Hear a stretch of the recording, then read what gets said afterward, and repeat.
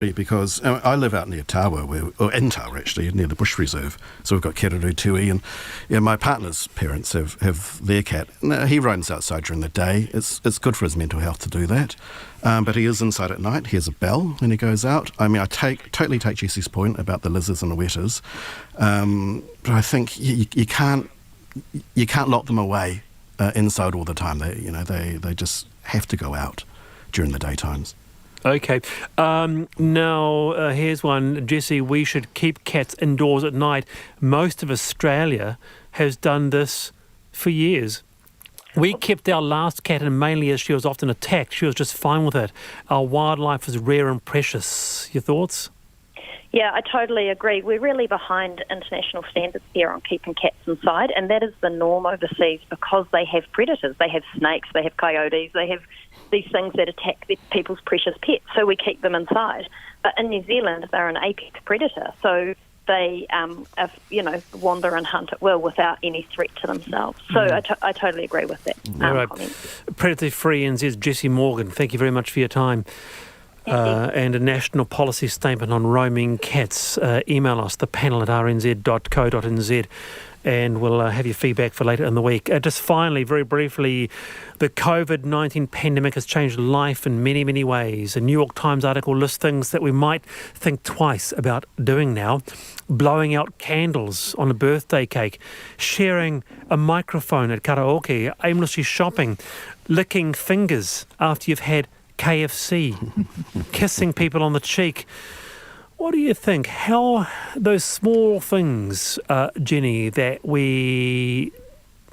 that are a part of us because we're so human, like hugging your friends.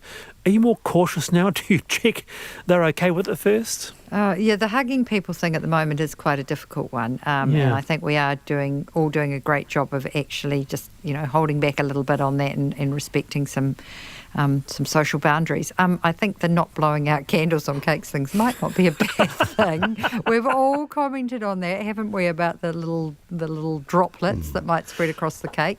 But COVID, I don't think, and I think the experts are saying this too, isn't going to be with us forever.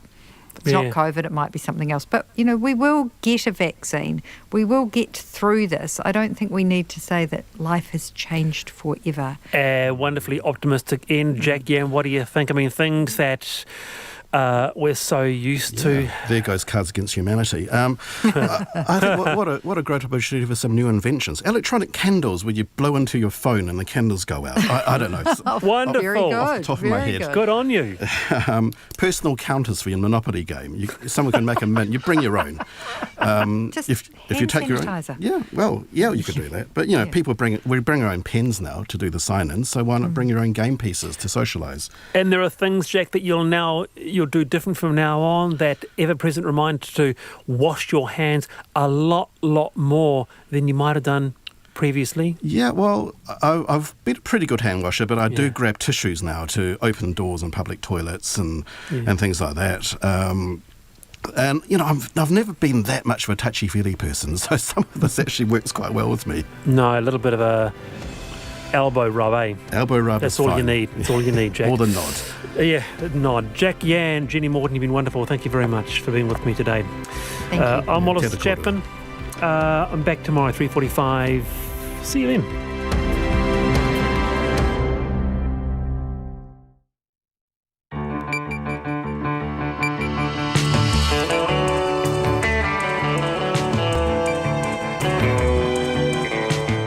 Te whakarongo mai koe ki te reo Irirangi o Aotearoa. This is Checkpoint on RNZ National. I'm Lisa Owen. E haere aki nei, 2 mental health units have been named and shamed for degrading, cruel or inhuman treatment. One patient spent more than 620 days in the intensive care unit with no approved outings. A victim of the Christchurch Mosque shootings is applauded as he confronts the mass murderer in court. 7 new community COVID cases today, but there are still crucial pieces of the jigsaw puzzle missing. The super city roadblocks means Auckland dollars aren't making it across the border to Northland either. A Hong Kong man's thought to be the first person to get coronavirus twice. And the aviation industry hits more turbulence. Jetstar extends its suspension of domestic flights, and Air New Zealand warns social distancing means pricier fares. RNZ News at 5 o'clock. Good afternoon, I'm Anna Thomas. An Al Noor Mosque survivor has told Brenton Tarrant he is the devil. Mohammed Sadaki spoke at the sentencing of the convicted terrorist in the High Court at Christchurch this morning. Tarrant is facing sentence for murdering 51 worshippers at 2 mosques on March the 15th last year. The court has now heard from 56 victims of the terror attack. Mr Sadiki, who was shot in the arm, says the attack devastated his family. I walked to the mosque for prayers and went towards the left-hand side of the hall, and it must have been only 5 minutes. The devil arrived. Yes, I would call him a devil because you entered into the house of God with evil intentions to kill innocent people. Mohammed Siddiqui says his daughter still fears being killed when she goes to the mosque. A convicted white supremacist has been arrested for breaching his parole conditions by going near a Christchurch mosque. Philip Neville Arps was sentenced to 21 months in prison last June for spreading footage of the Al Noor Mosque massacre and was released in January. The police say they arrested a 45-year-old man on Linwood Avenue shortly after 10 a.m. for breaching his conditions. They did not respond to questions whether that person was Arps, but RNZ News understands it is him. He appeared before a judge this afternoon and has been granted bail. The Chief Ombudsman has found 2 mental health units have breached United Nations guidelines because of cruel, degrading and inhumane treatment. Peter Boshier has released reports on 5 secure acute mental health units after assessing them earlier this year. He says Wellington's unit used seclusion rooms as bedrooms because of overcapacity, while the Waitakere unit was using its intensive care room as long-term accommodation for a patient. Mr Boshier says that's a breach of a UN convention and he's naming and shaming the units for a reason. We'll continue to even more stridently draw attention to unacceptable bad practice so that those who are in charge have to be more publicly accountable for what they're doing. Peter Boshier has also alerted Parliament, the Health Ministry and DHBs about his findings. The Health Minister is worried Aucklanders are getting sick of COVID testing, with the number of tests per day dropping off a cliff in recent days. Since last Tuesday, when more than 23,000 samples were collected, the number of daily tests has substantially decreased each day. Less than 5,000 swabs were completed both yesterday and the day before, and district health boards are reporting testing fatigue amongst the public. Chris Hipkins says the Ministry of Health will begin a drive this week to get more people tested. Making the tests as widely available as possible is a big part of that strategy. We have looked at what sort of testing numbers we'll need. And my message to New Zealanders, as it has always been, please play your part by getting a test. Chris Hipkins says they're aiming to swab 70,000 people over the next 7 days. And all 7 cases of COVID-19 reported today are linked to the Auckland cluster. Consumer New Zealand says travellers owed money by STA Travel are unlikely to get it all back. The travel company has been placed into voluntary administration, leaving potentially thousands of people due credits and refunds out of pocket. Consumer New Zealand's chief executive, John Duffy, says people who have booked and paid for trips through STA will be treated as unsecured creditors by the administrators. Which means when the company is wound up, whatever money is left over is paid to secured creditors like the banks, that sort of stuff. And if there's anything left over after that, then whoever it is that's administrating liquidation will divvy that out amongst consumers. But it is very unlikely that any consumer is going to get their full money back. The administrators, Deloitte, will be keeping people updated. It's 5:04. In sport, the Silver Ferns coach, Dame Nolene Taurua, can't wait to get her hands on rising talent Maddie Gordon.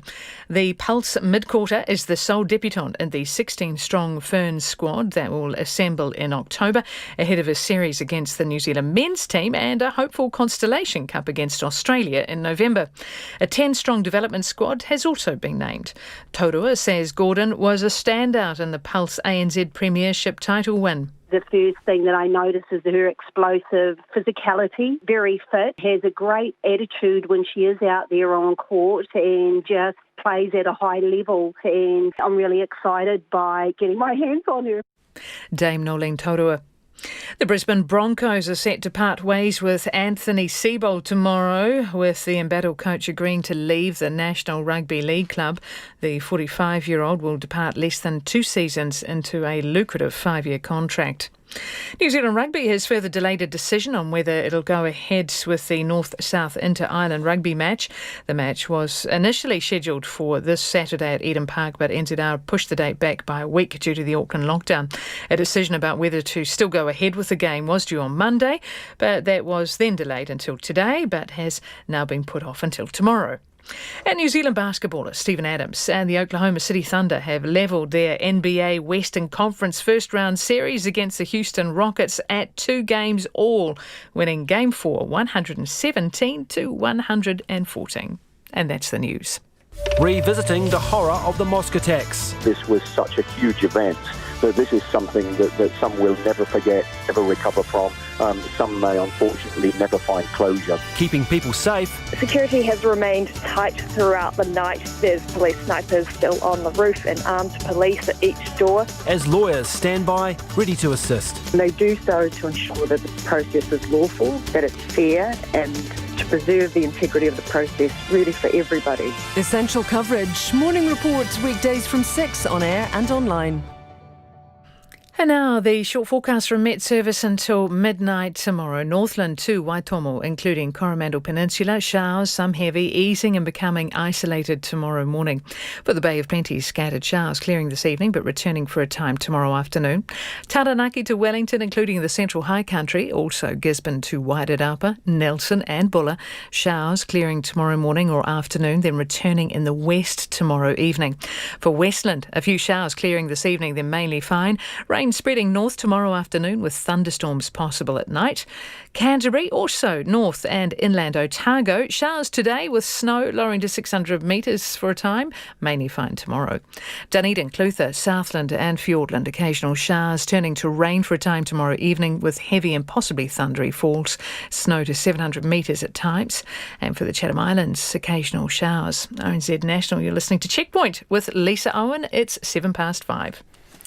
Thanks, Anna, and welcome to the program. 2 mental health units have been named and shamed by the Chief Ombudsman for what he describes as degrading, cruel or inhuman treatment.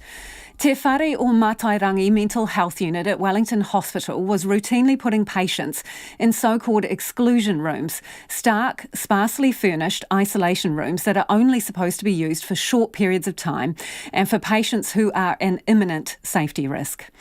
And Waitakere Hospital's Waiataro Mental Health Inpatient Facility is also using its intensive care unit as long-term accommodation for patients who shouldn't be in there. Joining me now is the Chief Ombudsman, Judge Peter Bosher. Good evening. Good evening, Lisa. Can we start with the Waitakere unit first? How would you describe the treatment of patients in the intensive care unit? In a word, unacceptable. The reason that we have sheeted home a breach of Article 16 of the Convention that binds all mental health facilities is because you just can't contain someone in the intensive care unit of a facility like this for 5 months in the way in which it occurred. It's just not right. It's not acceptable. It's not humane. We've talked time and time again about the need for mental health facilities in New Zealand to operate in a better way, and now we're beginning to get more terse, more strident, and say that there needs to be change in some of these facilities. When you say more terse and more strident, you're naming and shaming them. You don't always do that, do you?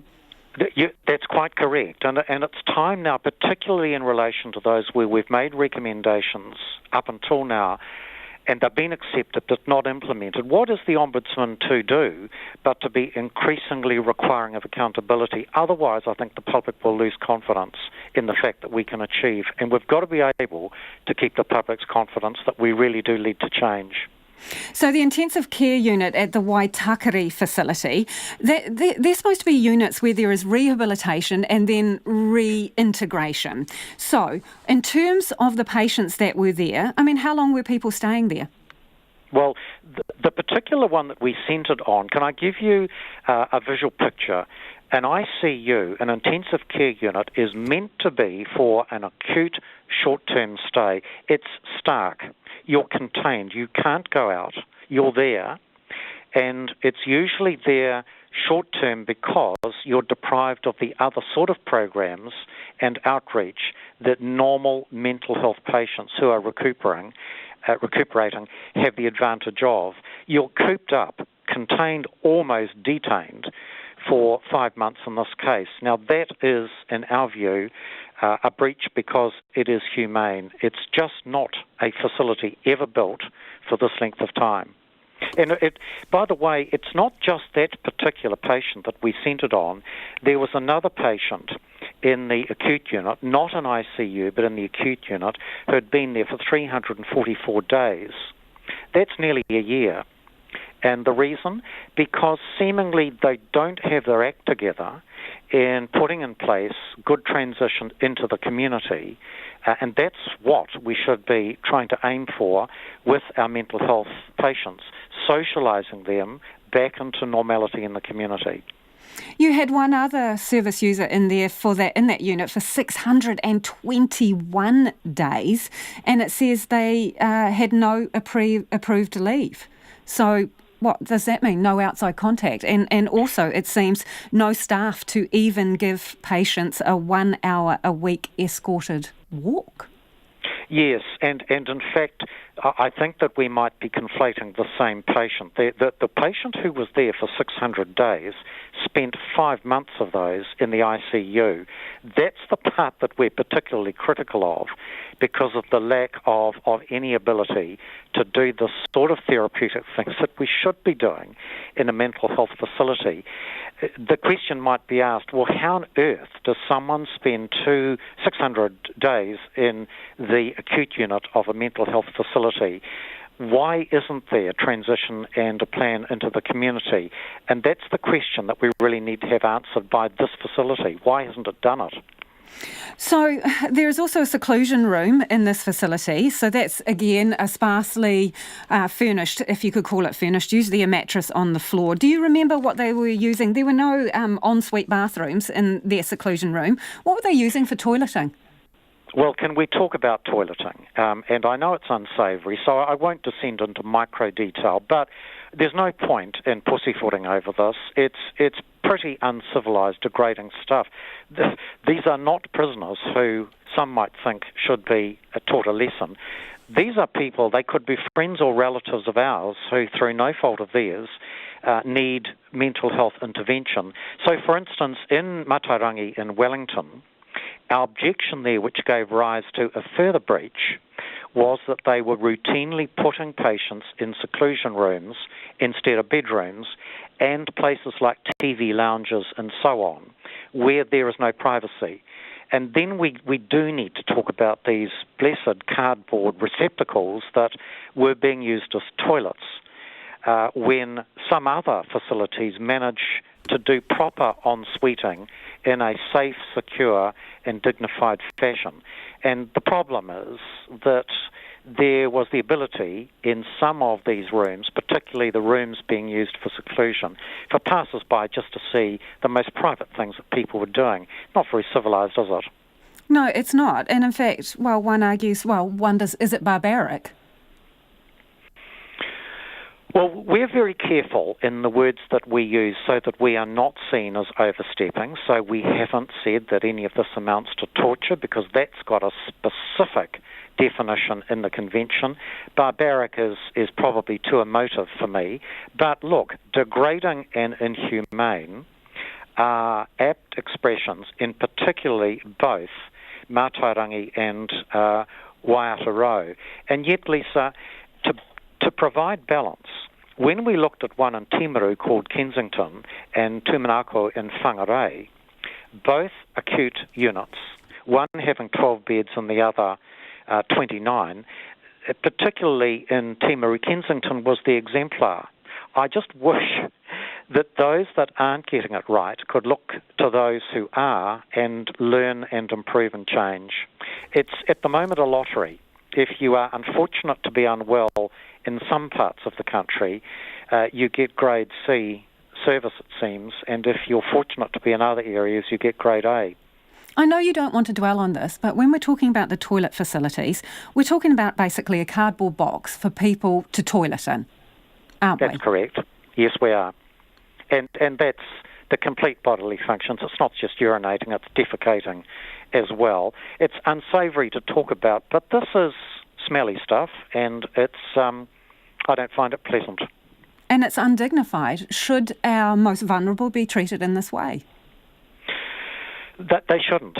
And again, can I repeat to the point of overstating this, how is it that some facilities get it right and shine the light and do it properly so that someone who goes into a mental health facility who's unwell feels, because of the dignity, that life is worth living and that they want to change, but if they're not treated with that degree of dignity and light, I think it must only lead to them being slower in having an ability to recover and recuperate. Judge Bosher, should we have seclusion rooms at all? Because I know the Health Quality and Safety Commission, a government agency, wanted zero use of seclusion rooms by 2020, and a lot of mental health advocates think that they are an outdated tool. Is it right to have them at all? I think that we've seen with seclusion rooms a trend away from them. I'll answer your question in this way. You may recall in the past we've discussed what used to happen in the education setting, where seclusion rooms were used for autistic children who were thought to be misbehaving and violent. And it was said at the time, you must have seclusion rooms because you've got to keep others safe. There are ways in which you can keep the patient safe and others safe by proper managing. If we are going to have seclusion rooms, there should be tight management, short stays, and a real emphasis on a therapeutic outcome, not a punitive one. Appreciate your time this evening. That is Judge Peter Bosher, our Chief Ombudsman. This man is not one of us, but that didn't stop him from slaughtering us. That's just some of the many strong words directed to the Christchurch Mosque gunman today. It's the second day of sentencing for Brenton Tarrant, who's pleaded guilty to 51 charges of murder, 40 charges of attempted murder, one of engaging in a terrorist act. Our reporter Logan Church was at the High Court in Christchurch, and just a warning, his story does contain detail that some may find distressing. People were calling me, because I was from Afghanistan, they were calling me as a fan or joke or intentionally a terrorist. But you took that name from me. Today you are called terrorist, and you proved that to the world that I was not, and us as a Muslim were not terrorists. I say to the people of New Zealand that... That's Mirwais Wazidi being loudly applauded as he spoke directly to Tarrant, disregarding his prepared victim impact statement. He was shot in the neck at Al Noor Mosque and was one of more than 24 victims who spoke to the court today. Many detailed the harrowing experience of being inside the Al Noor and Linwood mosques on March 15 last year. Others who spoke were family who have spent the last year and a half grappling with the devastating loss of a loved one. Linda Armstrong was inside the Linwood Mosque at the time of the attacks. The gunman turned to his left when he entered the building and shot her twice. Today the court heard from her daughter Angela Armstrong and nephew Kyron Goss. Ms Armstrong says she has been robbed of the chance to say goodbye and to hold her mother's hands for her final breath. Mr Goss described how angry he was when he found out what's happened. I want you to understand the utter gut-wrenching horror I felt upon learning that this grotesque attack had happened on New Zealand soil. I want you to know the dread I felt in my gut as I drove by the train station to see roads blocked off by police armed to the hilt with military-style automatic weapons on high alert. I also want you to understand my utter rage upon learning that this man was a guest to New Zealand. This man is not one of us, but that didn't stop him from slaughtering us. More chilling details from people caught inside the mosques on March 15 also emerged. Ibrahim Abdul Halim was leading Friday prayers in the Linwood Mosque when he heard loud sounds outside. I remember the horror of seeing the defendant in the second part of the prayer standing in the entrance to the mosque. And I saw people falling down at the sound of what I know now to be gunfire. Mr. Abdul Halim and his son Mustafa Abdul Halim, who was in the congregation, were physically unharmed, but his wife, Salwa El Shazeli, was shot in the arm. She was in a partitioned women's area with 2 others. One of those was Linda Armstrong.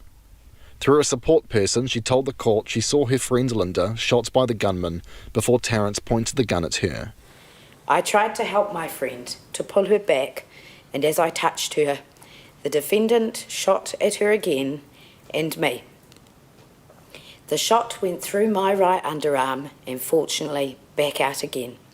One of the youngest victims of the attacks was 14-year-old Syed Milne, a student at Kashmir High School. His mother, Noraini Milne, had these strong words for Terence. You are a person who needs help and guidance. You choose to perform a despicable and cowardly act. My son now leaves this temporary world as a martyr, God willing. Rashid Omar lost his son Tariq at Al Noor Mosque. He described to the court how desperate he was to find his son on March 15. We talked to the media and were on the news as we were hoping that Tariq would see us and that he would contact us. I was desperately hoping that he was alive. Eventually, the list of dead was read out by the Imam and the police. Tariq's name was on it. As a dad, I am supposed to be strong for my family, and as a dad, be invincible in our children's eyes. I couldn't hold my emotion together to be strong for my family because I was hurting so much inside to hear that I had lost my baby Tariq this day. He says despite his son's death, Tariq lives on in their memories. Tariq's mother, Rosemary, says she struggles with daily tasks now and says it feels like she is broken. Whatever gave the offender the right to take Tariq's life away from me forever, this monster had no right to take my son from me. I have a life sentence now and will forever feel my loss. The court also heard from Umbrid Naeem today, the wife of Naeem Rashid and mother of Talha Naeem. Both died at Al Noor Mosque. Naeem Rashid ran into the gunman in Al Noor Mosque before Terence swung a gun around and shot Rashid at point-blank range 4 times. His actions allowed some people to escape. Ms. Naeem described dealing with the loss of her husband and son as a lifetime struggle and wants ongoing punishment for Terence. She says she is still scared of even going out for a walk for fear that his actions have inspired others to do the same. The sentencing continues. For Checkpoint, Logan Church. And it's 23 minutes past 5. You're with Checkpoint on RNZ National. We're keen for your feedback. You can text us about anything you hear on the program this evening on 2101, tweet us at Checkpoint RNZ or email checkpoint@rnz.co.nz. With many questions still outstanding about the COVID-19 cluster, the government is launching a 7-day testing blitz across the country. It's set a goal of 70,000 tests over the next week to boost confidence that the outbreak has been contained. Here's our Deputy Political Editor, Craig McCulloch, with the COVID-19 jigsaw. With each day comes more cases of COVID-19 and more questions too.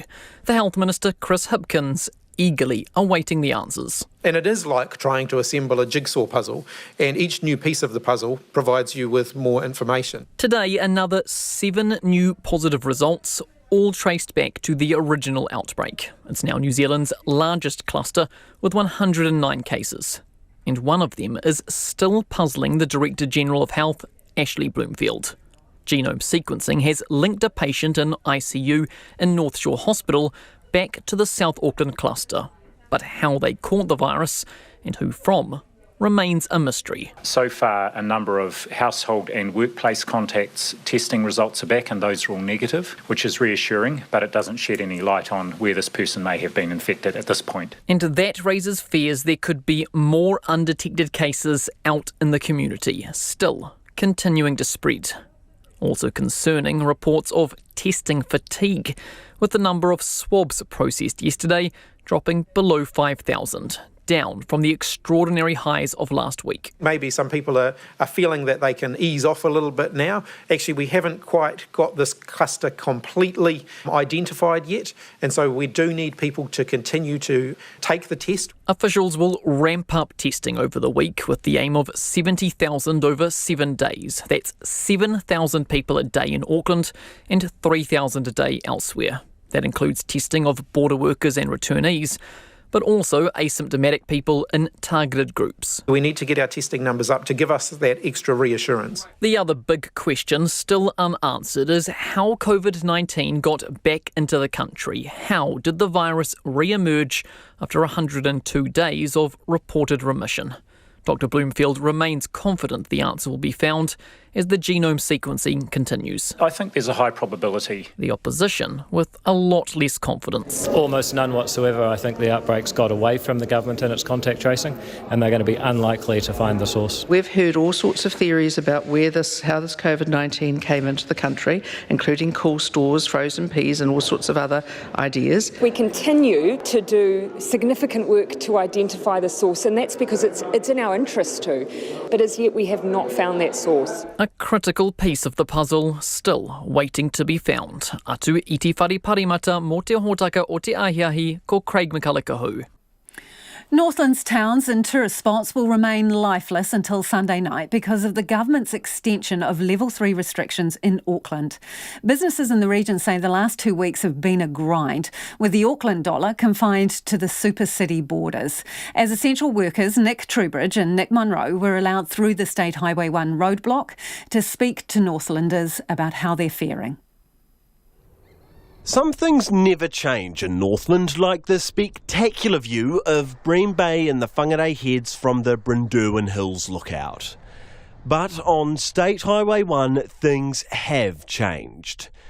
There's no sign of campers, caravans or cars packed with travel bags on the roads. Outside of lockdown, Aucklanders would be free to enjoy beautiful coastlines like this. But with Northland effectively shut off from the rest of the country, people working in the region say the picture is not pretty. So we were closed during Level 4 and then Level 3 last time, and we had really good domestic tourism and a lot of people supporting us through the last few weeks, but we have noticed a big drop-off with this latest lockdown. That's Waipu Museum Trust Board Chairman Heather Jacobson.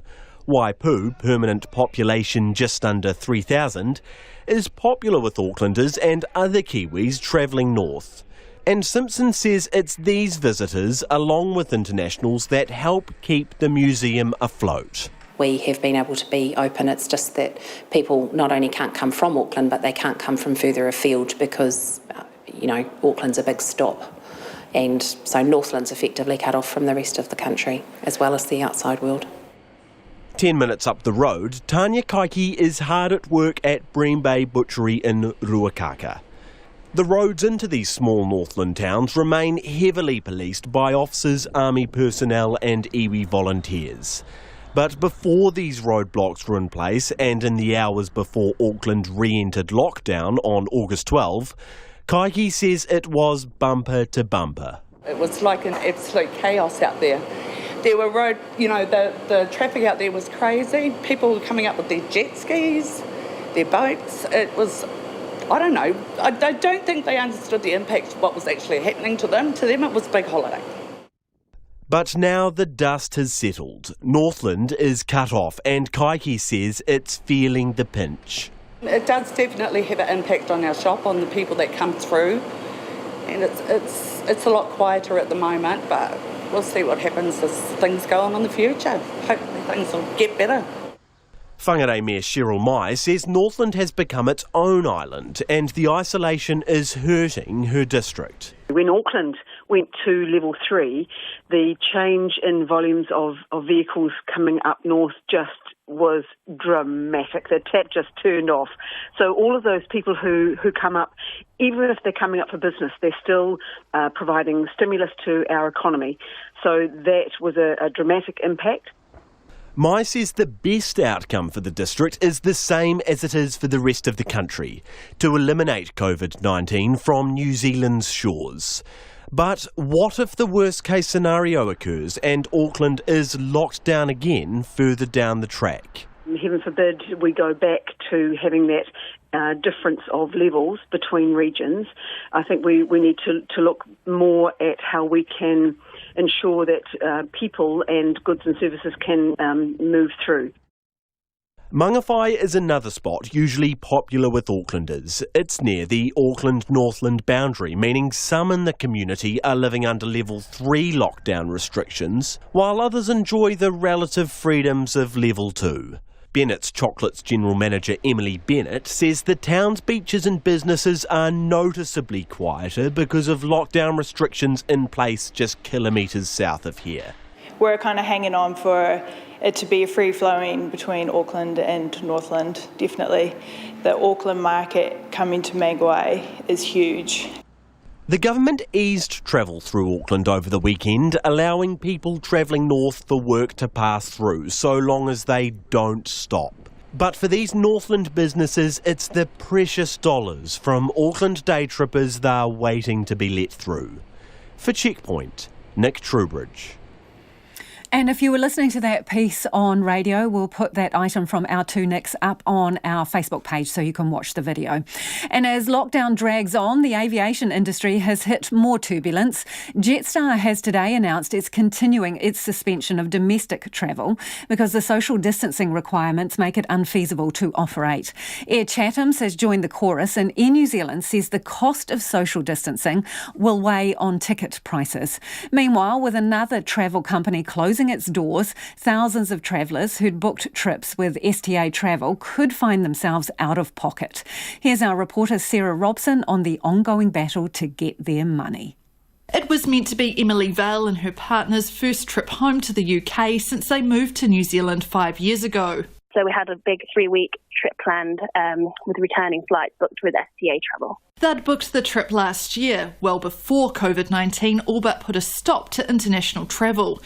Emily Vale says they were meant to take off in April, but by the end of March it was clear they wouldn't be going anywhere. I got a call from STA saying, look, we think it's best that the trip gets cancelled.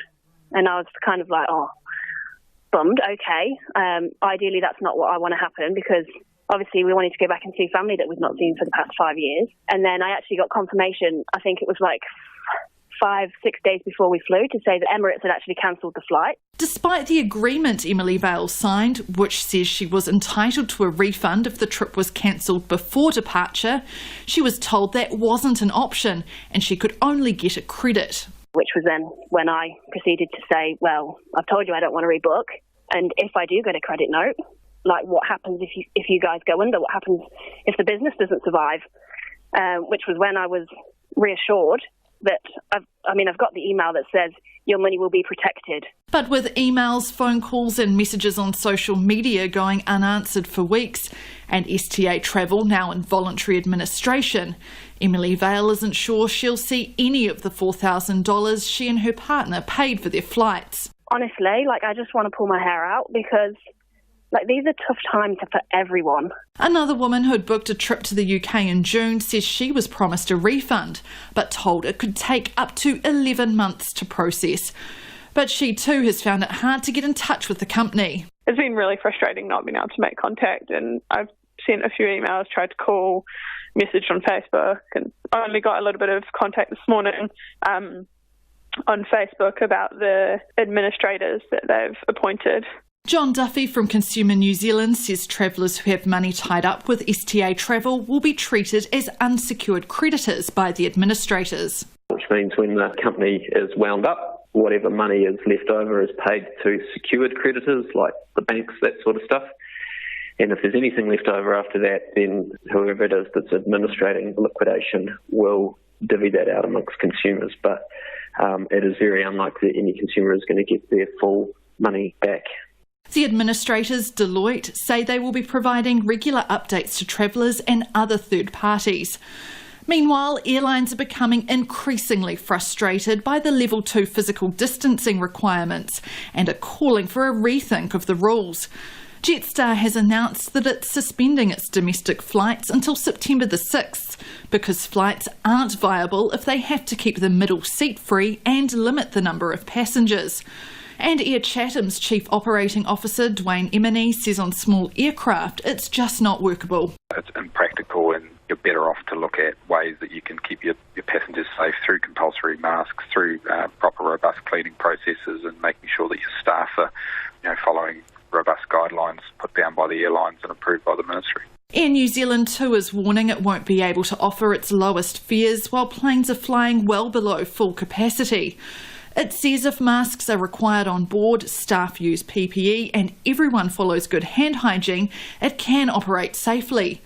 But the Health Minister, Chris Hipkins, says changes to the physical distancing requirements on planes aren't likely in the short term. At the moment, the level 2 restrictions are the level 2 restrictions, and we're not changing those. Air travel, of course, is an area of vulnerability. Public transport is an area of vulnerability. We are always reviewing those settings. The Director-General of Health, Dr Ashley Bloomfield, says physical distancing is just as important as using masks on planes, but the Ministry is continuing to work with transport providers, including airlines. Mō te hōtaka o te ahi, ko Sarah Robson, aho. Let's return now to our earlier story, and this is about the Chief Ombudsman basically naming and shaming 2 mental health units that he feels are not up to scratch. In fact, he says that the treatment offered amounted to degrading treatment or cruel and inhuman treatment in another case. He did name Te Whare o Mātairangi Mental Health Inpatient Unit at Wellington Hospital, and Capital Coast DHB has released a statement in response to that criticism. Now, they were using seclusion rooms, which are supposed to be used in limited circumstances. They have very little furniture in them, very stark, where the patient is under strict watch. The Ombudsman found that they were using them for standard accommodation for some patients. The DHB says that the unit has 30 bedrooms plus 2 additional rooms which are able to be used for seclusion or sensory modulation when absolutely necessary. During periods of high occupancy, these rooms can be used in a non-restrictive way to accommodate and support clients appropriately and safely to prevent time in a less safe environment, such as an emergency department or uncontained community setting. We recognise that work is needed to address high occupancy, while also understanding that high occupancy is national rather than a regional issue, indicative of an increasing demand on acute mental health services across the country. They go on to say that clinical staff undertake a comprehensive risk assessment to ensure clients can be cared for. Staff then support clients in clinical and non-clinical areas specifically designed to support clinical care. They go on to say we welcome the recommendations from the Ombudsman, and a significant amount of work is underway to address the issues identified in that report.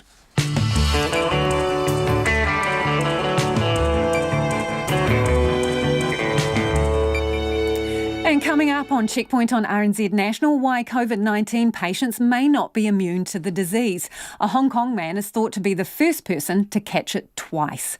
Should masks be mandatory on school buses? We'll have to wait until Thursday to find out.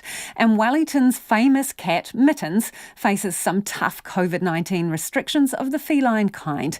We would love your feedback on the Ombudsman's report and the treatment of mental health patients, or whether we should be making masks mandatory on school buses. You can text us on 2101, tweet us at Checkpoint RNZ, or Facebook us, Checkpoint, or email checkpoint@rnz.co.nz.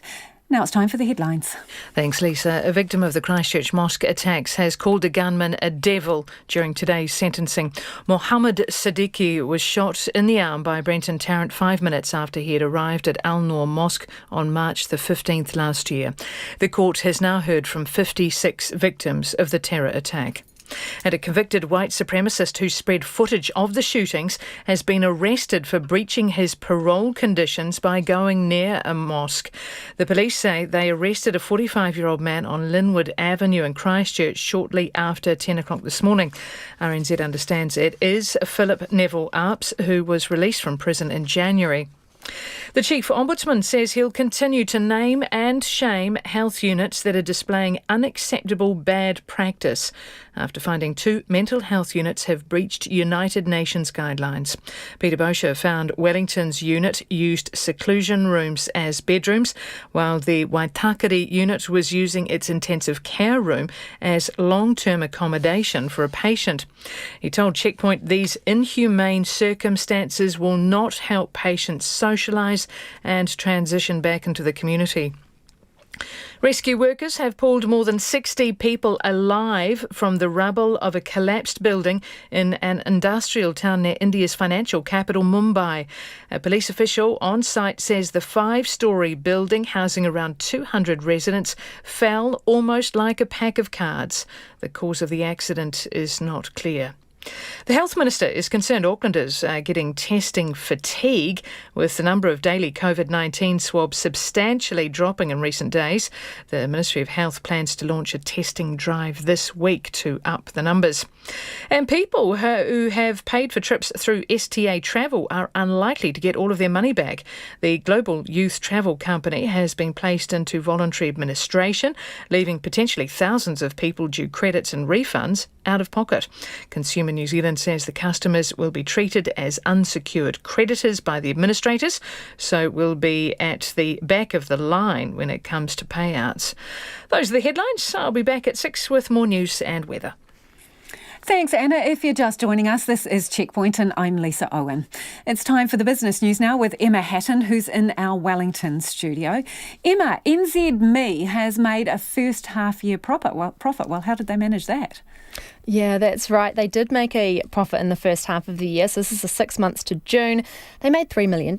And so this is the company, of course, that runs Newstalk ZB, the New Zealand Herald, a number of provincial papers and radio stations like The Hits and ZM. And their profit was up on the first half profit they made last year, which was $900,000. And they had a really challenging first half. So we'll just go through what happened and how they managed to make that work in their favour. So they hadn't headed into the year strongly.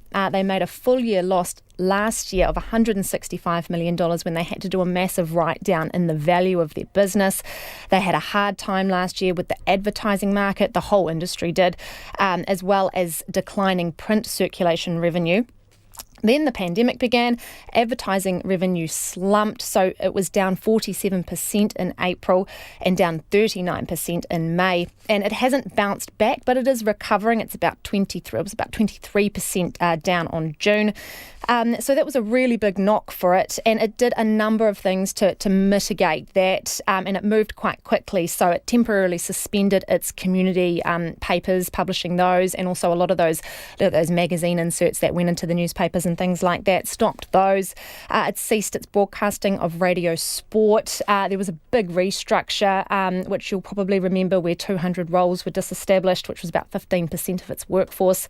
The directors of the company, as well as the staff that was still on the books, were all asked to take voluntary pay cuts, and it did get some government assistance, so it received some money to do with its transmission costs just to ease those, which helped it out.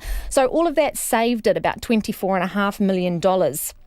And it's actually going to save it. It's actually reduced some of those permanently. So about $20 million every year from here on out. It's going to basically save because of those changes that it's done now. It also got the government wage subsidy, $8.6 million. So that helped it along as well. So those savings plus the subsidy kept it in the black, basically. And, you know, the first half, you remember, it was quite controversial. There was that failed bid that it put forward to buy stuff for $1. It did incur some costs in the first half to do with it, actually, about $188,000. So I had a lot going on, but it's actually doing really well. It's paid subscribers, so this is that premium content which you can pay for, went up. So I had 21,000 subscribers at the end of last year. That's now at 43,000. And if you include those who get the online content with their print subscription, that's at 82,000. So really good growth there for them. And it's really looking at ways that it can expand and move forward. It's setting up more resources in Wellington and Christchurch now. So it's moving out of that Auckland-centric focus that it had for a really long time. So it's moving into those areas where its rival stuff has quite a strong hold on the market share. So interesting to see what will happen there. And it's actually hoping to make a full year profit by 2021, maybe return some dividends for its shareholders. Interesting. Okay, so the accounting software firm Xero, it's got itself a new lending platform. Now, what's all that about? Yeah, I thought I should put this one on the topics list for today because it's a little bit quirky and it's quite topical. So this just shows the innovation that's out there to get cash to small businesses quickly. So this is a platform that's connected to your bank or your lending facility. So if you've got a parent company or something like that, and then it connects to your Xero account. And Xero is, of course, an accounting software firm where you issue invoices out to your clients, and then they pay you through the link that you send them. And so what it does is it sees the invoices that you've issued and that you have outstanding, and basically uses that as a guarantee of the money that you're going to be getting in at some point.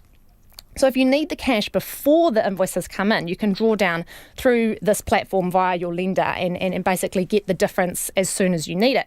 And there's criteria and whatnot to make sure that you fit the bill. But that's the gist of it. And it's really interesting because delayed payments for small businesses is a real pain point for them. And it's commonly, a small business that provides a service for a larger company. They invoice them for it, but they don't get paid sometimes for weeks. And basically the big business is using the small business as a free line of credit because they're not paying them. They're holding on to their cash for now. And so actually the latest information that we had from Xero is that the most common invoice period was 7 days, but the most common payment timeframe was 30 days. So that's a long time that people are having to wait for these companies to pay them after they've already done the service. So this is one way of balancing that problem. However, I've talked it up now, but Xero is, of course, available in New Zealand, but this particular service probably won't be for the next couple of years. There's a lot of work to do behind the scenes to get the banks and everything all on board. It's available in Australia and the UK, where access to bank and data information is a bit less restrictive. But with the right privacy and regulatory framework, it would probably be quite helpful for a lot of small businesses out there. And it just goes to show, what sort of is chugging away in the background. Don't just have to go straight to your bank for credit anymore. Well, you built that all up and then let us down gently. Let's take a pulse of the market. The pulse of the market today, Emma. What was it looking like there? Well, interesting on the market today, actually. It appeared, the website and the trading platform appeared to sort of crash a little bit in the afternoon. So it's hard to tell if the numbers we've got are correct. So nothing wrong with the stock market itself. Just seems like there was some connectivity issues with the actual website.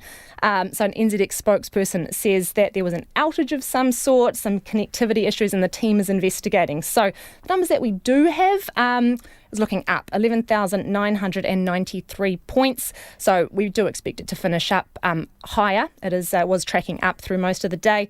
The New Zealand dollar trading at 65.2 US cents, 91 Australian, 49.8 British pence.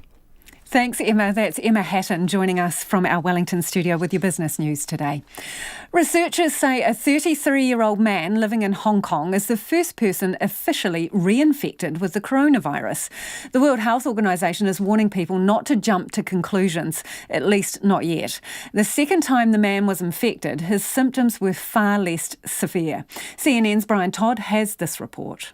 Researchers at the University of Hong Kong say a 33-year-old man living in that city who they studied contracted coronavirus 2 separate times this year, about 4.5 months apart. This does seem to be initial evidence that at least some people could be infected more than once with coronavirus. We just don't know at this point how common it is, but it does seem to be possible that it can happen. The Hong Kong researchers call this the first ever documented case of reinfection of COVID-19. But experts around the world say more research is needed before drawing that conclusion. We need to not jump to any conclusions to say even if this is the first documented case of reinfection, it is possible, of course. As for why that may be possible, 2 studies last month out of Britain and Spain said that after people are infected with COVID-19, their natural immunity could diminish within months. Meaning antibodies, your immune system's memory of the virus that could help fight it off again,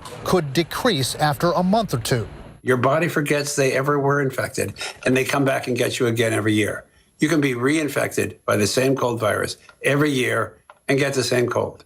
Doctors and patients in the United States have reported cases of recovered patients getting coronavirus again. But COVID testing has a lot of false positives, so in many cases they haven't been able to actually prove reinfection. Dr. Clay Ackerley, an internist in Washington, D.C., believes he had a patient who contracted the virus twice, though he says he can't prove it. Dr. Ackerley says his patient had the virus, cleared it, he says, then tested negative twice. Then in mid-June, had a family member who caught coronavirus again, came into the home and caught it a second time from that family member. Bolstering the Hong Kong researchers' claim, according to experts, they tested not just for the fingerprints of the virus, the traces left over after an infection, but the Hong Kong researchers compared the genetic sequences of the virus from the man's first infection and his second infection and found significant genetic differences. So they believe he was infected 2 separate times. If we can get coronavirus twice, what does it mean for a potential vaccine? We don't yet know what this is going to mean for vaccination, if this will mean we need to be repeatedly vaccinated for coronavirus, but it will certainly have implications for how we design a vaccine and how we study that vaccine. And that report by CNN's Brian Todd. To chance of 4 more years, Donald Trump has addressed the Republican National Convention after it nominated him as the party's candidate for the presidential election. He touted his achievements during an hour-long speech while also claiming his opponents would try to rig November's vote. The BBC's Jane O'Brien filed this report. Troubling polls haven't dampened enthusiasm. Voters in Bethlehem turned from Barack Obama to propel Donald Trump to victory in 2016. His supporters say they're on track to do it again. Yes! Trump! You know what? We don't have Jesus Christ in the office, so, nobody's perfect. And I'm not condoning some of the stuff that he has done and said, okay? But I look at results. Promises made, promises kept. If you look at his record, almost everything that he promised, he actually fought for or actually got through. On day one of the Republican Party convention, the president touted his economic record. There's never been 3 months where we've put more people to work, over 9 million people. And again, we're just about ready to break the all-time stock market record. I mean, you look at it. Wall Street may be weathering the pandemic, but Main Street has been crippled by the lockdown. The tension between how to control the coronavirus and how to reopen the economy is stark here. Biden has already said he's going to listen to only the scientists, which means, and he said he would shut the whole economy down again. Nothing could be worse than that. Trump isn't going to do that. Pennsylvania is a battleground state, and these small towns have a lot of influence. How people here vote will decide not only their own fate, but possibly the direction of the entire country. That report by the BBC's Jane O'Brien. It is 8 minutes to 6. I'm Lisa Owen and you're with Checkpoint on RNZ National. A lot of you getting in touch about this Ombudsman report into 2 mental health units where he found degrading treatment or cruel and inhuman treatment. Do keep your feedback coming. You can text us on 2101, tweet us at Checkpoint RNZ or email checkpoint@rnz.co.nz and we'll get to some of that a little later in the program. Some bus and taxi drivers are worried they will be abused by angry commuters who do not want to comply with new rules making masks mandatory on public transport. From Monday, face coverings must be worn on all buses, taxis or ride shares when the country is at alert level 2 or higher. And people's rush to make masks to comply with the new rules also appears to be causing some headaches. Hamish Cardwell filed this report. The new rules come into effect next week and some bus and taxi drivers are dreading it. Jared Abbott from First Union, which represents bus drivers, says drivers copped a lot of abuse during lockdown trying to enforce social distancing rules. He says it could get worse if they're forced to check the mask wearing. The union wants the government to supply security guards to enforce the rules and keep drivers safe. Bus drivers, they can't just step out of this their office. They're stuck in there for 6 hours at a time, so it's really important for them that that working environment is as safe as it possibly can be. Some taxi drivers are also worried about having to confront drunk, belligerent people who jump into their cabs without a mask. Wellington cab driver Yenna says many riders who have had a few too many won't comply with the new rules. I think follow the rules, especially when they're drunk. Yeah, they're drunk, they don't worry about that situation. On the streets of the capital, Emily was one of a number of people who say the move to make masks mandatory on public transport is long overdue. It should have been done a long time ago, yeah. I think it should be mandatory in more places. Whereabouts? Supermarkets, shops, anywhere where you're inside with strangers. Down the road on Willis Street, Kate says wearing a mask can be unpleasant, but it is worth it to ensure people remain healthy. As a glasses wearer, it is actually pretty hard because they fog up really badly, and it's actually really hard because I wear them at work and on the bus and stuff, and it's like really hard to see. So I'm trying to find a sort of a hack for that, but I'm happy to have that inconvenience if it means that people are kept safe. The National Party also backs the government's decision to enforce wearing masks. Its health spokesperson Shane Reti says the scientific advice about mask use and public sentiment towards it has evolved during the pandemic. Because if we recall 3 months ago, it wasn't a policy here in New Zealand, nor was it with the WHO, which is where we tended to get our advice from. So as we've learnt more and as that advice has changed, so our policies have changed, and we're supportive of the public advice. The Prime Minister Jacinda Ardern says there are no plans at this stage to make wearing a mask mandatory in bars and restaurants. Many children will also not be required to wear them on public transport, with the Health Minister Chris Hipkins saying officials are still working on an exact age, and he'll have more to say on this on Thursday. But for now, he says there is no evidence there is much benefit to make all students wear masks at school. Schools certainly shouldn't discourage students from wearing masks if they want to. Some students are wearing them on their walk to and from school at the moment, and that's to be encouraged, and we thank them for doing that. But it isn't mandatory in a school setting. Schools do have good guidance about the sorts of things that they should be doing to minimise risk within the school setting. The government isn't going to police the type of masks to be used. A bandana, scarf or t-shirt can suffice, and people are being encouraged to make their own face coverings at home. But there's reports of a widespread elastic shortage as people rush to craft their own reusable ones. The manager of the Hamilton fabric store David's Emporium, Kim Owen, says demand has gone crazy since the new outbreak. We ran out of our first lot within probably a week, and we had to have some air freighted in from China. We are selling hundreds of metres a day. It is insane. It's phenomenal. It's lovely people are doing it. It's lovely people are making masks. They're taking the threat seriously. She has some practical advice for those who cannot get their hands on elastic. You can use bias binding if you want to tie it behind your head. You can use ribbon if you want to tie it behind your head. You can strip cotton lycra and you can put it into thin strips and give it a good pull so it rolls, and it's a softer tie to go behind the ears. So there's a few alternatives. While masks can help, the core advice is still keep washing your hands and keep your distance. Ko Hamish Cardwell, tēnei. The move to make masks part of our daily routine is being embraced in South Auckland, an area hard hit by the latest COVID cluster. Face coverings are becoming the norm in Manurewa, from bandanas to flags, single-use masks or homemade setups. Our cameraman Simon Rogers and reporter Nita Blake-Person spoke to locals about the change. It should have been like this before, like the first lockdown. It should have been like compulsory to wear masks, like wherever you go. Like even if you're just going to the dairy or something, you should wear like at least some protection. Most people don't have that money to buy the mask, so yeah, it's kind of, that's a problem too. It should be compulsory. We should wear masks. It will help. It will help us and all other communities also. Yeah, I genuinely think people are trying, especially here in South Auckland anyway. I know a lot of people who are sort of haven't taken too kindly to the way that it's been sort of portrayed, and I don't know, sort of the demonization of Polynesians of the Pacifica community. But yeah, I guess it is what it is. But hopefully if we all do our part, this lockdown can end sooner rather than later. So Niue flag for a mask that we've done. So people are doing it. Yeah, they are very aware of this thing. So people want to be safe. Yeah. If I got it, well, I wouldn't want to spread it. So, and I know it is in the South Auckland community. I think wearing a mask is essential. I've just taken one off, to be honest, but I think it's essential. It should have happened earlier, long time ago. They should be compulsory.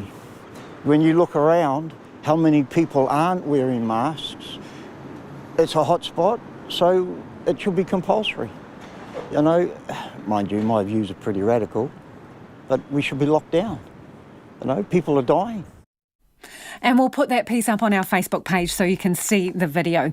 On the Ombudsman's report into mental health units where he found degrading treatment and cruel and inhuman treatment in 2 units, this from Adam. The Ombudsman's report is an absolute national disgrace and they should be ashamed. Yes, the talk of the toilet issues is gross, disturbing and not easy to talk about because it is. We would not allow our dogs to be treated this way. So why are we allowing our fellow humans to go through this for no fault of their own? And Sue says mental health inequities pointed out by our Ombudsman. This is a symptom of the DHB system and there's a desperate need for centralised leadership. Another person says, I'm a parent of a disabled adult who lives inside a mental health unit. Is there outside accommodation? Probably not. RNZ News at 6 o'clock. Good evening, I'm Anna Thomas. 2 mental health units have been named and shamed by the Chief Ombudsman for what he describes as degrading, cruel or inhumane treatment. Te Whare o Mātairangi Mental Health Unit at Wellington Hospital is routinely putting patients in seclusion rooms that are only supposed to be used for short periods of time and for patients who are an imminent safety risk. And Waitakere Hospital's Waiatarau Mental Health Service wrongly kept a patient in its intensive care unit for 5 months. Peter Bosher says it's unacceptable. An intensive care unit is meant to be for an acute short-term stay. It's stark. You're cooped up, contained, almost detained for 5 months in this case. Peter Bosher has also condemned the use of seclusion rooms where patients are given a cardboard box for a toilet. The second day of Brenton Tarrant's sentencing has ended. The 29-year-old convicted terrorist is being sentenced in the High Court at Christchurch for the murder of 51 worshippers at 2 mosques on March the 15th last year. Mirwais Waziri was among the 32 victims who presented impact statements to the court today. He said he had often been called a terrorist in his 17 years living in New Zealand because he was from Afghanistan. But you took that name from me. Today you are called terrorist and you proved that to the world that I was not, and us as a Muslim were not terrorists. I say to the people of New Zealand that Mirwais Waziri, who survived a gunshot wound to his scalp. The Finance Minister says the latest coronavirus outbreak is estimated to be costing the country about $500 million a week, but it's harder to gauge the impact on jobs. National says the government should extend the wage subsidy further to help businesses suffering in the lockdown extension in Auckland.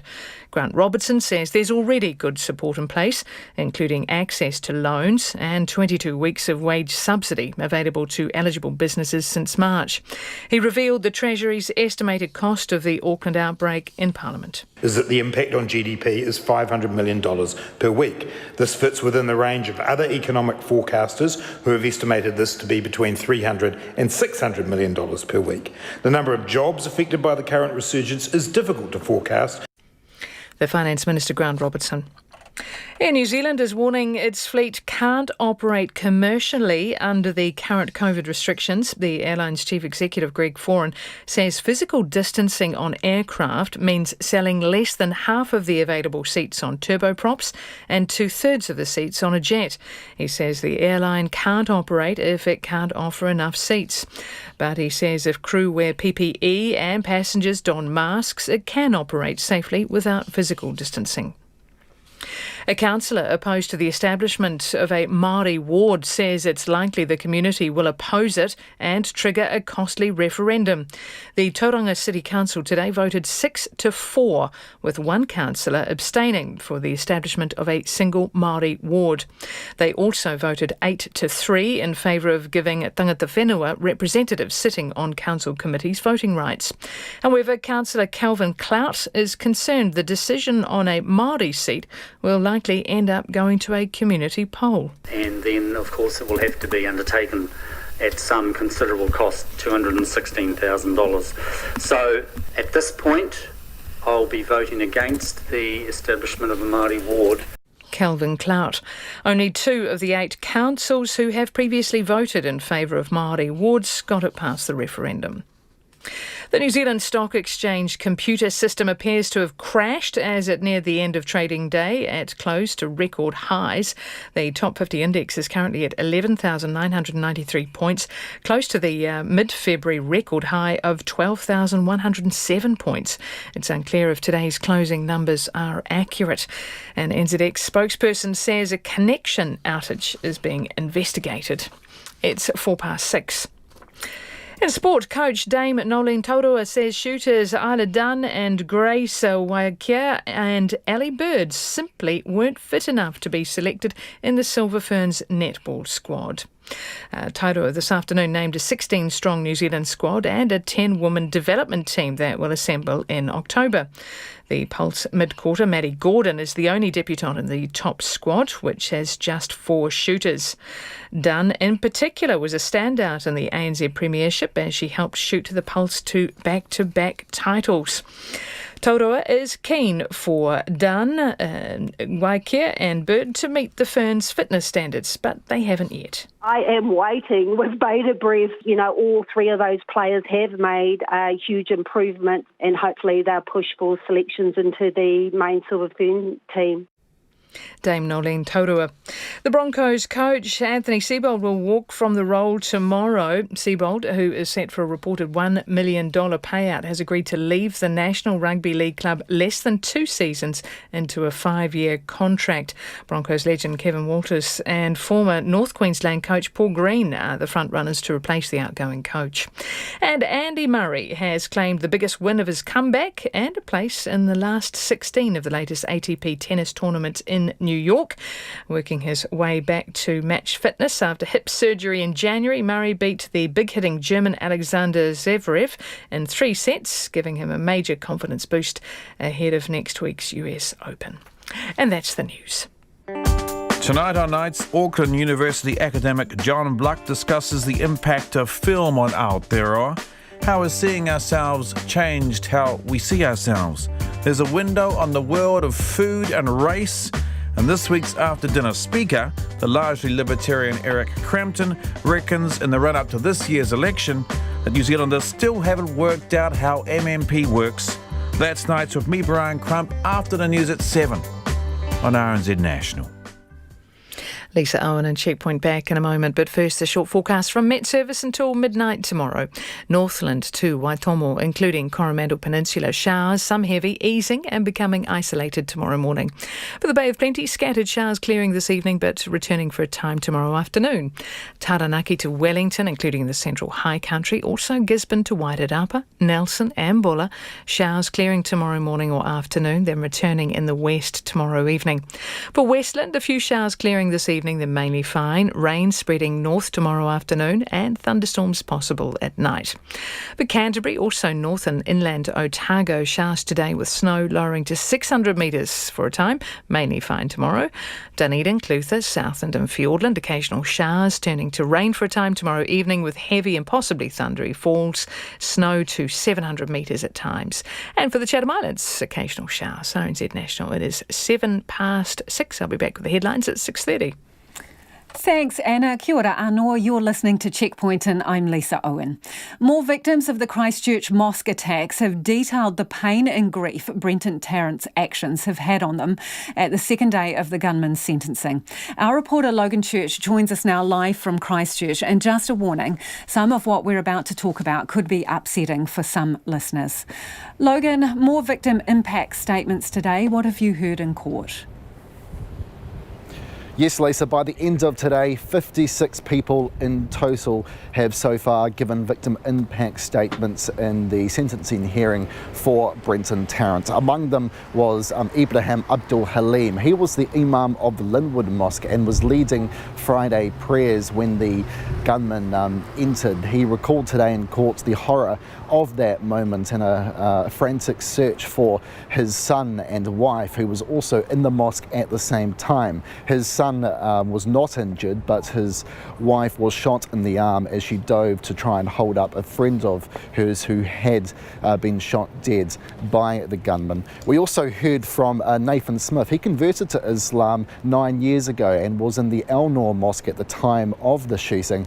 He told the court today he remember holding a 3-year-old boy, hoping and praying that he was still alive. Unfortunately, later on, it was revealed that no, that 3-year-old boy was not alive. He actually offered sympathy to Tarrant's parents today in court and also recommended that Tarrant might actually like to read the Quran and learn what it has to say. We also heard from Rashid Omar, whose son Tariq Omar also died at the Al Noor Mosque. He spoke about the struggles that he and his family went through on the day and the days after the attacks, just trying to figure out if his son was alive or dead. They even fronted the many journalists and cameramen who had descended on Christchurch in the hope that Tariq might see them on TV and call out saying that he was going to be, that he was okay. However, that call, of course, sadly never came, and it wasn't until the names of the deceased were read out in a long list did Mr. Omar realise that his son was dead. Those were just some of the many quite harrowing victim impact statements, Lisa, with more expected tomorrow. So one of the people who spoke today, well, their address prompted applause from the public gallery. Can you tell us a little bit about that? Yes, we heard from Mirwais Wazidi, who was in the Al Noor Mosque at the time of the attacks. He was injured, a bullet hit him in the neck. Now, he entered the court and said that he was not going to actually read his pre-prepared victim impact statement and instead gave some words to Tarrant. He said that when he originally came from Afghanistan, people laughed at him for being Muslim and in some extreme cases even called him a terrorist, but he thanked Tarrant for taking that awful label away for him. That was a sentiment, Lisa, that many people sort of reflected today in courts, that if the mission of the gunman was to sow division in the Muslim community in New Zealand, then that mission had clearly failed. So how is the sentencing progressing, and is the time frame changing at all for how long it's going to take? Well, more victim impact statements were heard today than expected, so it seems like things are moving along, and we shouldn't see any delays, or at least at this stage it doesn't look like there will be any delays. However, we are still expecting a sentence to not be handed down any earlier than Thursday morning, as Justice Manda has indicated to us. Thanks, Logan. That is Logan Church, our reporter in Christchurch, who has been sitting through the sentencing process for the Christchurch gunman. The political jousting over the government's handling of COVID continues, with the opposition demanding more scrutiny and more support for businesses suffering under the continued Auckland lockdown. National called for Parliament's Health Committee to reconvene so its MPs can grill senior officials and the Health Minister. That will now happen next week. Its leader, Judith Collins, has also accused Chris Hipkins of being a part-time minister and the government of failing to properly support Auckland businesses. But the government says the best economic response is a strong health response and won't be changing course. Here's our political editor, Jane Patterson. More than $13 billion has been paid out in wage subsidies since the scheme first launched in March, with an extension for an additional 2.5 weeks for Auckland. In Parliament today, Grant Robertson revealed the Treasury estimates for the cost of the latest outbreak. Is that the impact on GDP is $500 million per week. This fits within the range of other economic forecasters who have estimated this to be between $300 and $600 million per week. The number of jobs affected by the current resurgence is difficult to forecast, given that these are specific business decisions that will take into account the impact of wage subsidies, other government support, and how quickly we move back down the alert levels. Judith Collins was critical of the government's refusal to extend the wage subsidy for businesses for the 4 extra days Auckland will be in lockdown. It would be a much better move for the government to extend the wage subsidy for those 4 days, given that the wage subsidy is only being paid because of, in this time round, of the fact that COVID-19 has been allowed back into or come back into New Zealand. Grant Robertson defended the level of support currently available to business. Across that 22-week period, the majority of it was in a period of time where they were able to operate relatively freely at level 2 and very freely at level 1. So I think if you look at this across the board, we provide a range of support. It's not only more support for business the opposition wants, but more scrutiny. Dr. Shane wrote to the Health Select Committee Chair, Lewis Wall, last night and has asked for the second time that the Health Select Committee be reconvened. Parliament's Epidemic Response Committee was a rolling maul of agency chief executives and government ministers put through their paces during the March lockdown by then opposition leader Simon Bridges.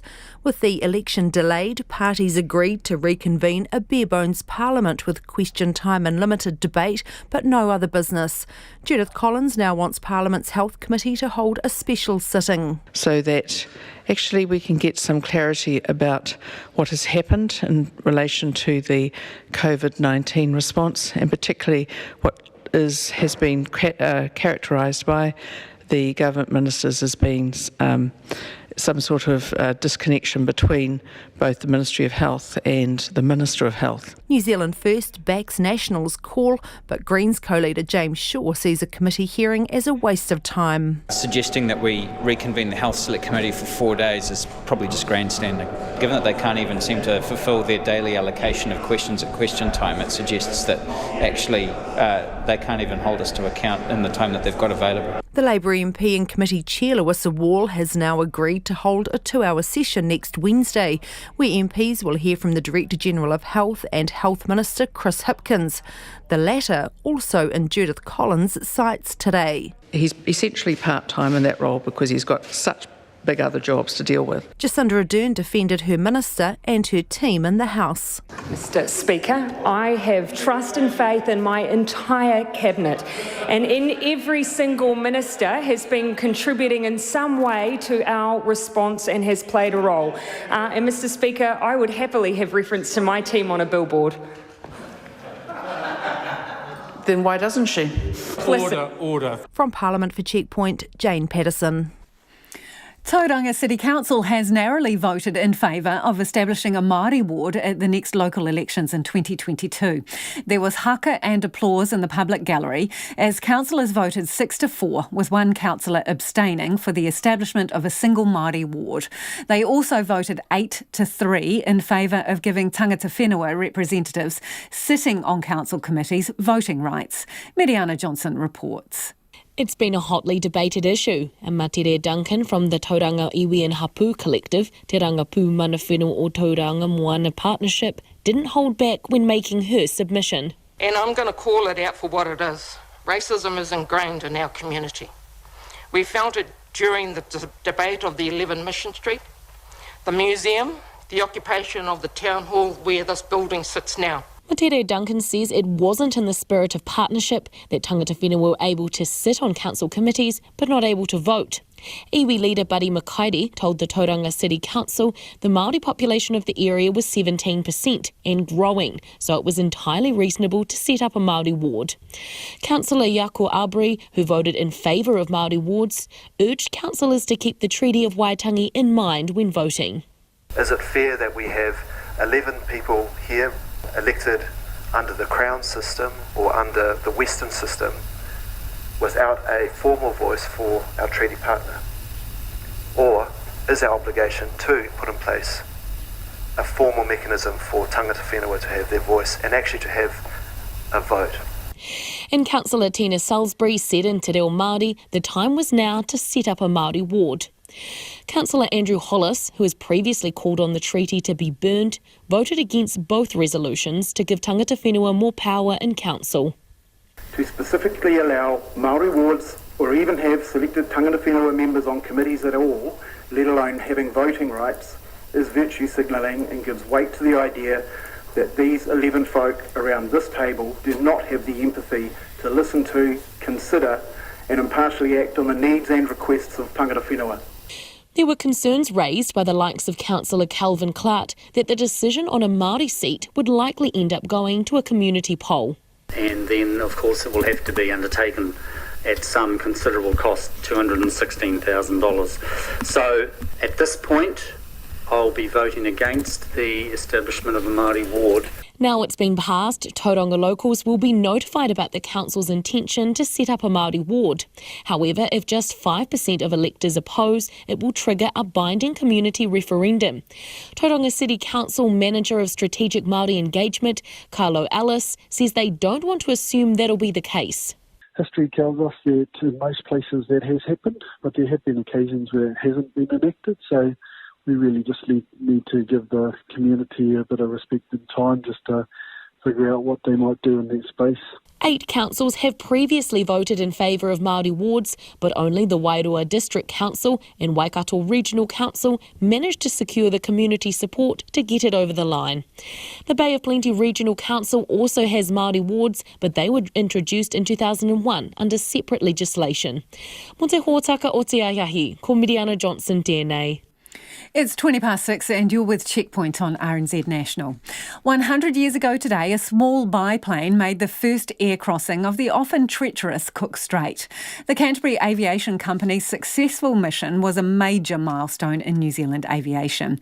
The journey from Christchurch to Trentham took a total of 7 hours, including stops in Kaikoura and Blenheim. Today, a reenactment took place to mark the centennial. There was tea and scones too at the Omaka Aero Club in Marlborough. Our reporter Tracy Neal was there.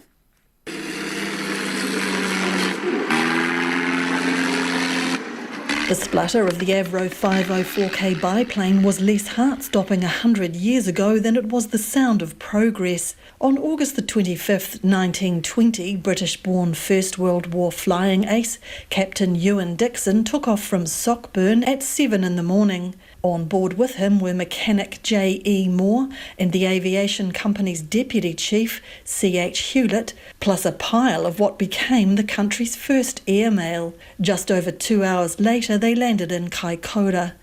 Captain Dixon's radio chatter was reported later by the Evening Post. Left Christchurch in adverse conditions. Very strong northeaster. Made bad time to Kaikoura when petrol was running short. He landed safely, but a few miles short of the arranged landing area. Landed on a rather rough paddock and managed to get some motor spirit from Mr. Bullen, the Elms.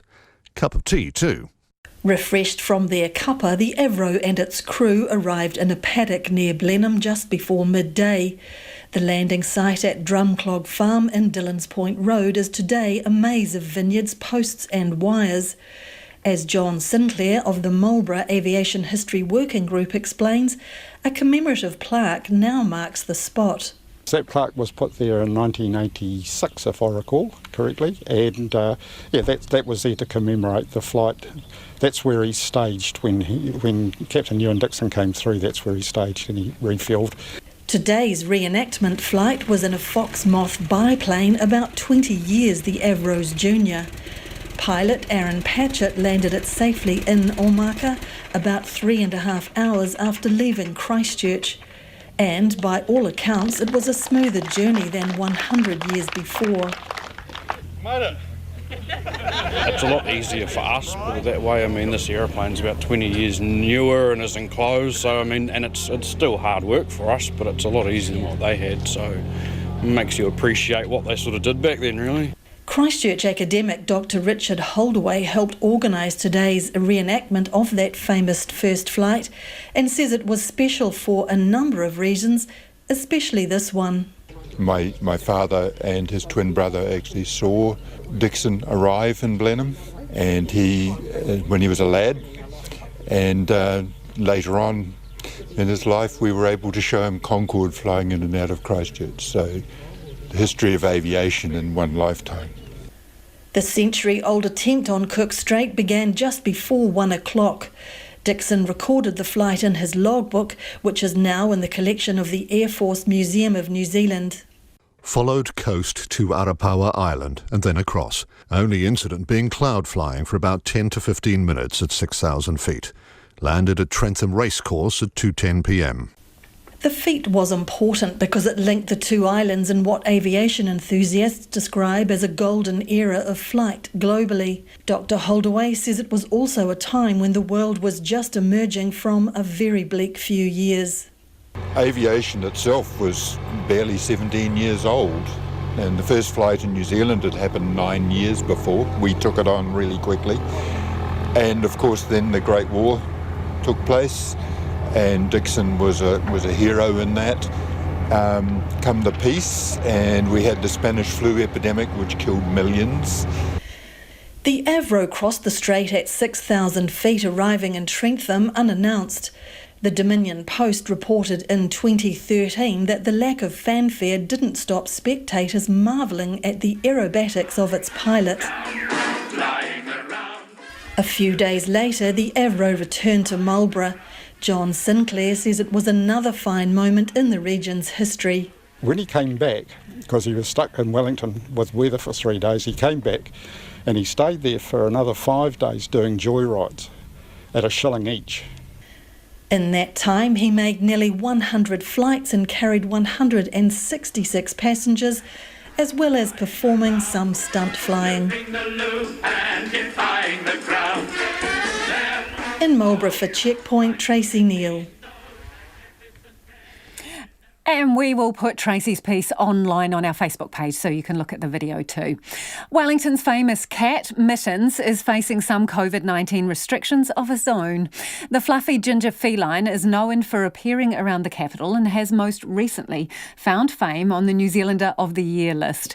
Under Alert Level 2, the patting of animals is allowed, but there is one place Mittens has to steer clear of. Charlotte Cook has been following the tale. What's new, pussycat? Mittens, the sandy-coloured, long-haired Turkish Angora cat, is well known for prowling around the inner city. He's often spotted lounging on store display tables or wandering into office buildings. In most places he's welcome, but the guards at Wellington's COVID-19 isolation hotel are on high alert for the four-legged perpetrator. They don't want people who could potentially have COVID to fawn over him, creating the risk he could carry the virus back out to the unsuspecting public. This guard, stationed at the gate of the facility, says Mittens made 3 attempts at a break-in yesterday, and despite his undeniable charm, the law is the law. Mittens isn't allowed into the facility. We've got to try and get him out if he gets in. It was the first time for me seeing Mittens yesterday, and he was here 3 times. The guard says they have to shoo him away, but he isn't too much of a sourpuss about it. Mittens is fine with it, as far as I know. Mittens' dad, Silvio Branesma, isn't worried about Mittens becoming a vehicle for the virus. They have appropriate kind of precautions in place, and the security guards obviously do a good job at doing that, but he doesn't go inside. Mittens was under house arrest during alert levels 3 and 4, but even when he did manage to abscond his isolation, people were very respectful of the government's rules not to touch other people's pets. But Mittens missed the attention. On the few occasions that he did escape, I have some little children who were his accomplices, shall we say, in terms of some of his escapades. He often came back quite quickly just because he's such a social animal and loves seeing people, and if there weren't people on the street, there weren't people there for him to hang out with. The formidable feline has nearly 60,000 followers on social media, and some of those fans on the streets of Wellington weren't ready to give up the pats, despite the potential COVID risk. However, it did make others pause. So first day of level 2, I got the first Wellington sighting of Mittens, and so I went all in for the pats. I suppose I could just say hello and walk by. Well, I have heard that cats can carry it, so I don't know. I mean, I guess you're right, man. He is around a lot of people.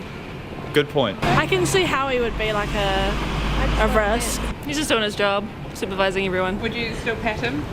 Yeah, I'll be honest, I would. I don't know. I think I'm on the fence because, yeah, he's cute, but would you pat that guy you just met down the road? Mittens is cute. I couldn't help it. Dr. Bloomfield has yet to comment on the repeat offender's attempts to get into the facility.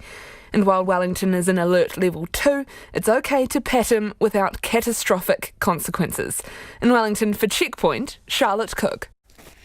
Bit of light relief there. On to your feedback now before we go, and on the subject of the Ombudsman's critical report into two particular mental health units. And this person's got in touch to say, perhaps rather than focusing on the criticism of some of the practices in some instances, which rightly need to be addressed, we should look at adequate funding. I'm guessing that seclusion rooms wouldn't be needed.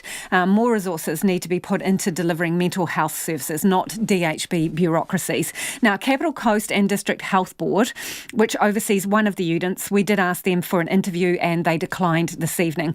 As yet, we've been unable to reach the right people at Waitemata District Health Board who oversee the second unit, which the Ombudsman has criticised. On Auckland's lockdown and the impact it's having on Northland, this listener says, great to hear Northland getting a bit of airtime. We are definitely feeling cut off from the rest of the country at the moment. Our connecting flights have been cancelled by Air New Zealand. We are now really trapped. My family has spent all day trying to find alternative transport arrangements for our family to get to our father/grandfather's funeral in the South Island. It is proving very difficult and we are beyond frustrated. We hope these things are considered in the future. And on the subject of wearing masks at level 2, this listener says the main problem with public transport at level 2 and above is that there is just not enough room on board with the physical distancing required. It is reduced to between 30 to 40% of normal and demand is still high. Frontline staff are on a hiding to nothing and customers can't afford to wait for the next service that may or may not have room. There also isn't a hidden supply of buses, trains and staff to ramp up the service. Thanks for joining us. We'll be back again tomorrow. RNZ News headlines at 6:30. Good evening, I'm Anna Thomas. The Chief Ombudsman says the level of care in two of the country's mental health units is unacceptable and inhumane. He says the Wellington units put patients in isolation with only a cardboard box for a toilet.